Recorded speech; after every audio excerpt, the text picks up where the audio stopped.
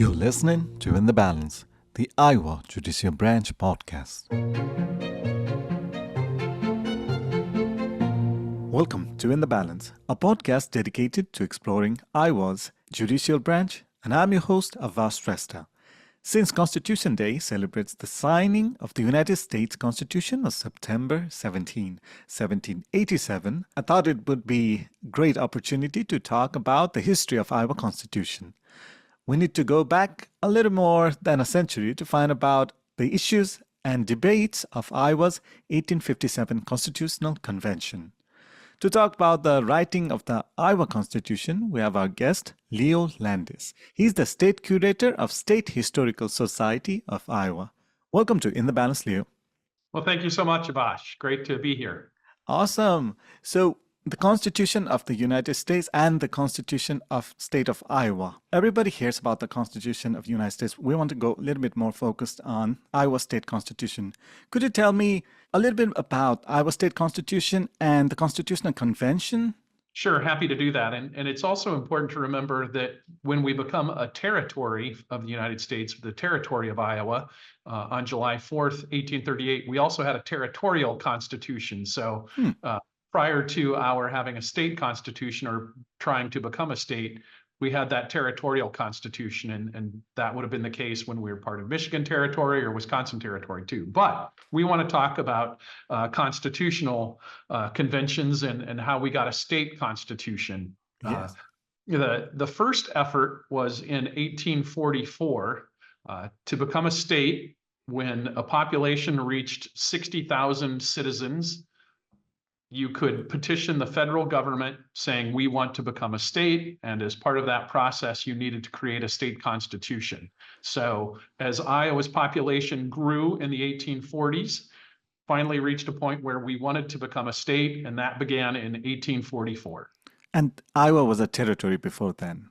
Right, from 1838 until December, almost 1847, really. I tell people it's like we became a state on December 28th, 1846. That's almost 1847, but we get to put that 46 on our state founding date because we made it before the first of the year. But from July 4, 1838 to December 28, 1846, we were a territory governed by a territorial constitution. But again, that's not till 1846 we become a state, but that effort and desire to create a state constitution began in 1844. Did it begin with the Constitutional Convention? Correct. And the way those would happen is we had a territorial legislature. So the territorial legislature would call for an election with the governor, and there would be an election from the township. So the 1844 Constitutional Convention had a little bit higher number than the township level based on what the counties had. And I don't want to get into the weeds too much, so we won't go into too much detail, but there were 72 men who had participated in that 1844 convention. The boundaries that were proposed for our state at the time were taking the northern boundary all the way up to present day Twin Cities. So Minneapolis, St. Paul essentially would have been part of Iowa if the 1844 Constitution had been approved. The federal government, the U.S. Senate and House, did not support those boundaries. And so they actually said, we're not accepting that effort at statehood and sent it back to us. So when it came back to the people, the men, need to remind people, 1844, 1846, really until 1920 on issues like this, it's only men voting, and pre-1869, it's only white men who are voting. So the white men of Iowa went back and looked at what was being proposed and rejected the idea of the revised boundaries that were going to cut Iowa off before the Missouri River. So they proposed boundaries and all of the constitutional informations. As you said, those were rejected? They were rejected. That's why we had that constitutional convention in 1844. And this is the first constitutional convention? Yeah, our first constitutional convention is 1844. The Constitution that's created to make us a state is the 1846 Constitutional Convention. And then due to political changes and you could say some economic interests, and some social cultural interests too, there's an effort then for a new constitutional convention that takes place in 1857. So those are the three: 1844, 1846, 1857. Third time's the charm. That's what they say, right? In a way, the second one wasn't bad, obviously, because it got us into the United States. But part of that 1846 Constitution barred banks from operating in Iowa. Can you describe more? Why was Constitution exactly needed for the Iowa state and needed to be ratified around those times? Yep. So as part of that process for statehood and to create a system of government, the Constitution, both federally and then at the state level, is what establishes a policy or a framework for setting up the government. And so most states, even today, set up, the three branches of government where there's an executive branch, a judicial branch, and a legislative branch. And so to set up the structure of the government, but also then a framework for making laws or legislation. So to have a system in place, we did that on the federal level, as you said, with the federal Constitution in the 1780s. 1787. So to become a state, you want to have that sort of document to establish how you're going to operate your state government. And those documents and all of those information, who wrote those or who agreed upon those to be the law of the land? There's the founding fathers in the Continental Congress for the Constitution. And in Iowa's case, there would be a public election. It came out of the county level with elections within the counties, and it wasn't done specifically by county, but in 1857, 36 members who were elected to be delegates to that constitutional convention. It began on January 19th of 1857. It lasted until March 5th. And of those 36 delegates, the largest occupation, wouldn't shock me today if we had another one, that 14 of those men were lawyers, 12 of those men were farmers, and a couple were merchants, 2 were land speculators, then you had 2 bankers, 1 bookseller, and then 1 mail contractor, and then 1 was a drugstore operator, and then 1 was a pork processor as well. And so you had that breakup of who they were, what they did. So these all were the number of people who worked on the Constitution for the third 1857 Constitution, right? Correct. The one that, largely is it is the Constitution that we operate under today.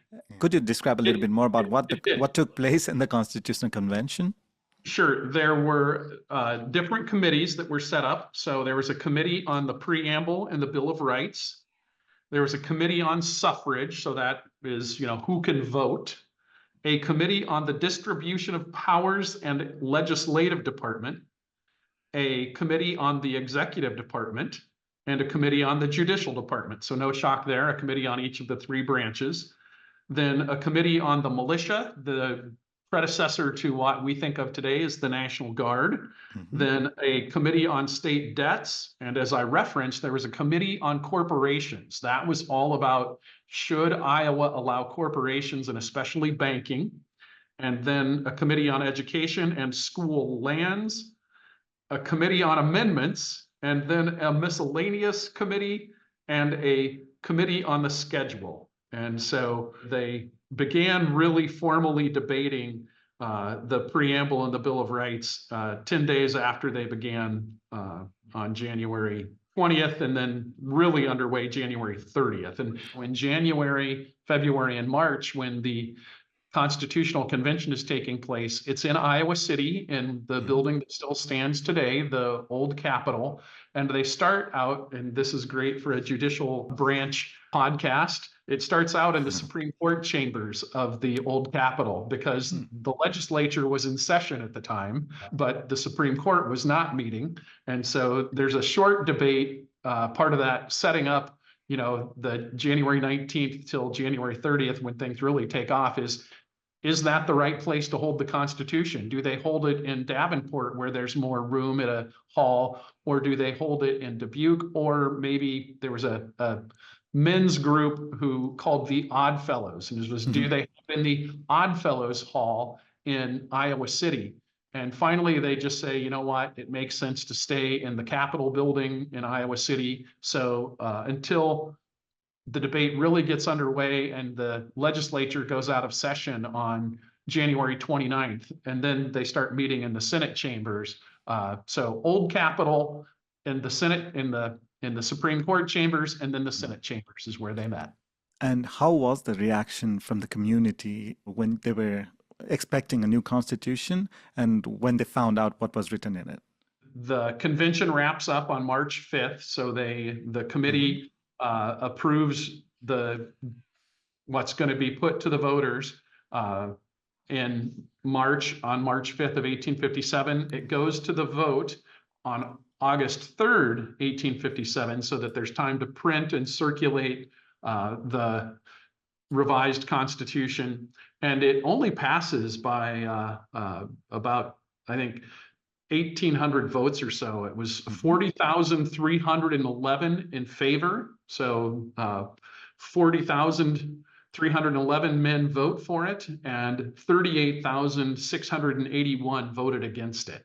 So again, those are only white men voting at the time, but a very narrow victory for that 1857 Constitution. And what that gets at again is that it was viewed as a Whig Constitution or a Republican Constitution by many of the people, and there were still a lot of people who were opposed to some of those updates. So that was why it was a pretty close vote. So I have a curiosity about the Constitution. When it is written and said, okay, this is it, when do the people start to actually follow that? Or is there a process?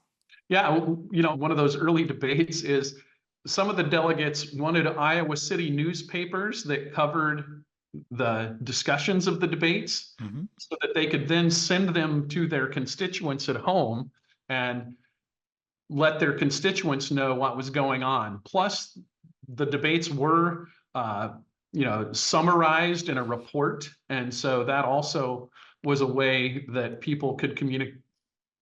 The men conducting the business of the Constitutional Convention could share information was through the reports on the Constitutional Convention. So by newspaper, and that was the means of mass communication in the 1850s, was one way for people to understand what was happening, and then also printed reports. And again, that time period from March to August gave people a chance really to see what the debates were on the various aspects of the Constitution, the various amendments and articles. There's the word I wanted for. So, that was how it took place. And again, a very, very narrow vote, but it passes on August 3rd, and then Governor Grimes.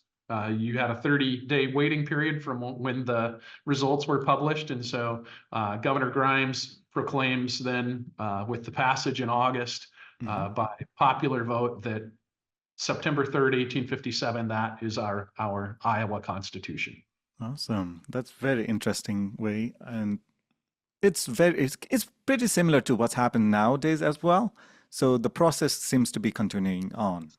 A little bit, though. Conventions don't happen very often in Iowa. In fact, I don't know that we have had a full-blown constitutional convention since 1857. But every 10 years in Iowa, the legislature and the governor will say, our most recent one was 2020, there will be a ballot line on the Iowa ballot should there be a constitutional convention. So we could have a constitutional convention in 2030 if Iowans decide that they want to support that. And that hasn't been the case in our lifetimes and even longer. That's interesting. And when you were talking about the banks, what the reason the Constitution had to be rewritten, why didn't they amend it? Instead, they went with the new Constitution. Yeah, good question. it's harder to change a constitution than change a law. Okay. And so wanted a total rewrite, and you asked more about why not just amend it to allow a bank and corporations. There were some other provisions in there that they wanted to debate as well. And so besides the banking and corporation issue, party in control, the Whig Party wanted to, or the Republican Party by this time, wants to look at education, also wanted to look at issues around who could vote and at least put that out there, especially, there was a very small Black population in Iowa, but Black men wanted the right to vote too, as did Black women, and so did white women. And so those issues were also issues of concern in our state, was how would we define public access to education and what was the state's commitment there. That's why, as I read off those committee, there was a committee on education and then the committee on suffrage. Those were the three big issues really, were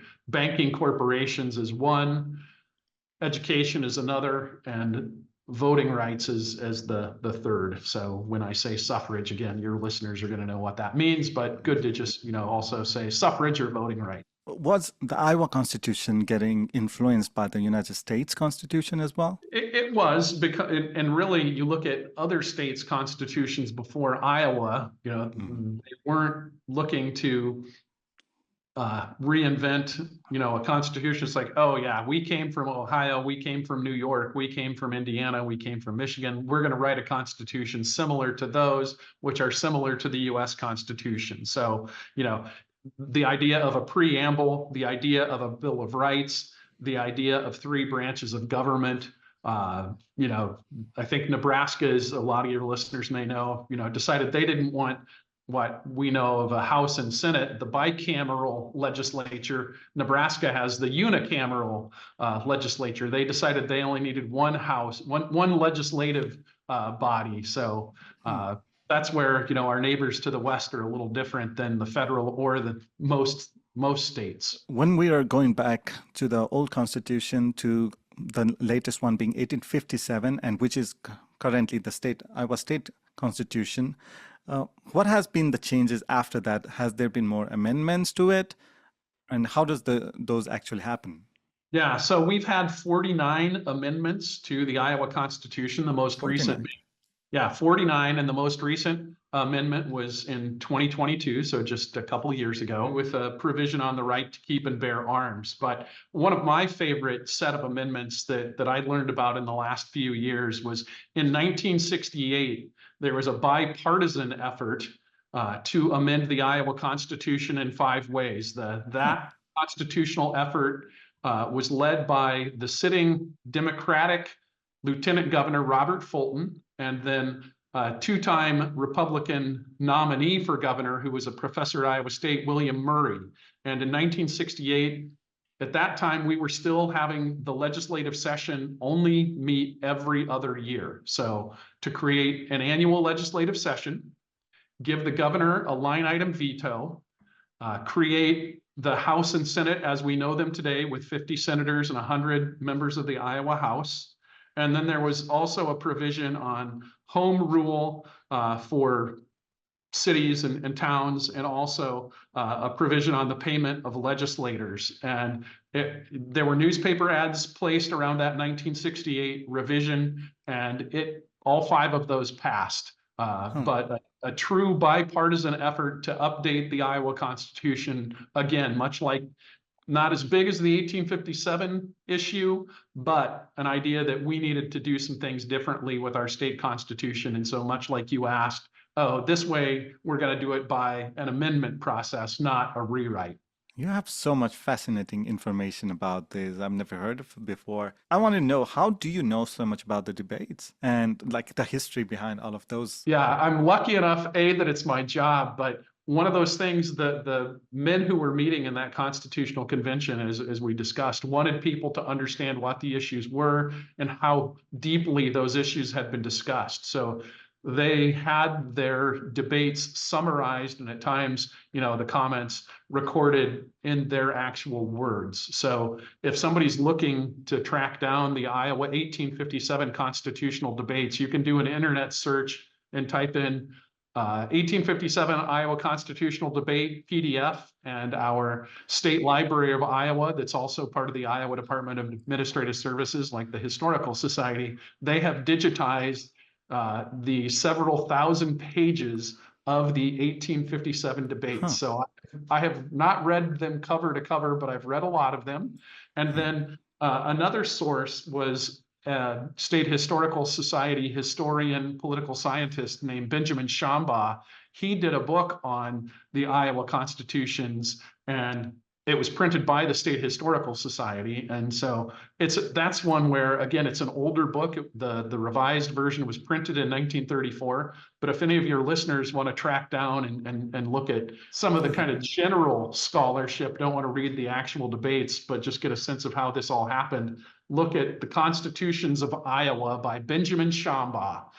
Shambaughh is how his name was spelled. Awesome. So our conversation today has been so much interesting. I learned almost everything new from talking with you, and I hope our listeners are getting really fascinated by all the inside details of the Constitutional Convention of 1857 and all of the things that went along with it. Thank you, Leo, for a great history lesson, which I hope our listeners enjoyed as much as I did. We can never be thankful enough for both the United States Constitution and Iowa Constitutions, and for better understanding at the beginning of our state government. Thank you all for tuning in to our podcast. We'll return next month with another informative topic. Until then, thank you for listening to In the Balance.